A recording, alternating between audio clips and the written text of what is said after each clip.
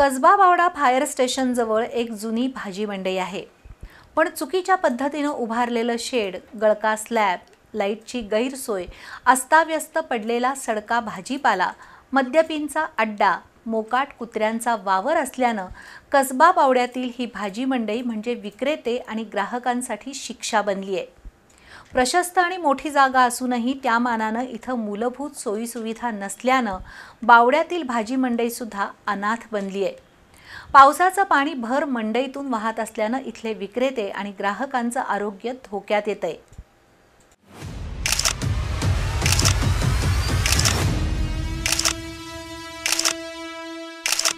मंडई भाजीची की समस्यांची?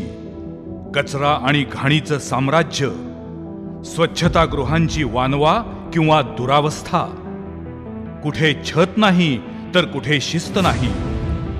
ग्राहक आणि विक्रेते यांची व्यथा आणि महापालिका प्रशासनाची अनास्था यावर बी न्यूजची विशेष वृत्तमालिका मंडई भाजीची की समस्यांची. कोल्हापूर शहरालगत असलेल्या कसबा बावड्याची लोकसंख्या 35,000च्या घरात आहे. इतक्या लोकसंख्येसाठी एकच मंडई आहे. 1990मध्ये बावडा फायर स्टेशनच्या बाजूला असलेल्या रिकाम्या जागेत भाजी मंडईची उभारणी झाली.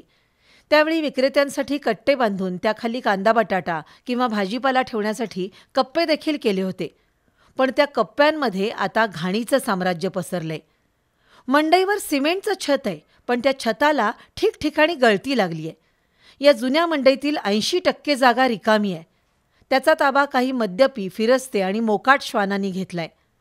मंडई शेजारी असलेल्या देशी दारू दुकानामुळं या जुन्या भाजी मंडईत विक्रेत्यांऐवजी मद्यपींचाच अड्डा असतो. इथंच दारू ढोसायची आणि तिथंच पालथं पडायचं. त्यात फिरस्त्यांची देखील भर पडली आहे. मोकाट श्वानांसाठी तर ही मंडई आश्रयस्थान बनली आहे. 2021मध्ये या मंडईचा विस्तार झाला. एक नवीन शेड बांधून भाजी विक्रेत्यांना स्थान देण्यात आलं. पण गटारींची योग्य व्यवस्था नसल्यानं काही ठिकाणी पाणी साचून प्रचंड दुर्गंधी येत असते. ही मंडई रस्त्याला लागून असल्यामुळं रस्त्यावरील पावसाचं पाणी थेट मंडईत शिरतं. परिणामी जमिनीवर बसून भाजी विक्री करणाऱ्यांना प्रचंड त्रास होतो. शिवाय भाजी खरेदी करणाऱ्यांना देखील या पाण्यातूनच वाट शोधावी लागते.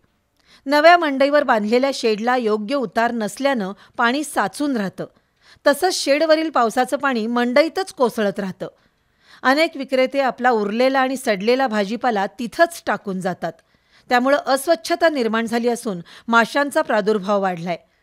आणखी एक गंभीर बाब म्हणजे या मंडईतच पे अँड यूज शौचालय आहे. त्याचाही त्रास विक्रेते आणि खरेदीदारांना होतो. काही ढकलगाड्या, खाजगी वाहनं, खाट या मंडईत पडू नयेत, तर जागोजागी कचऱ्याचे ढीग साचलेले आहेत.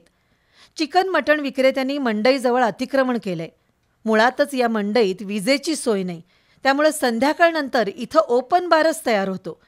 एकंदरीत सुविधा कमी आणि गैरसोयी जास्त अशा वातावरणात कसबा बावड्यातील भाजी मंडईचा श्वास गुदमरतोय.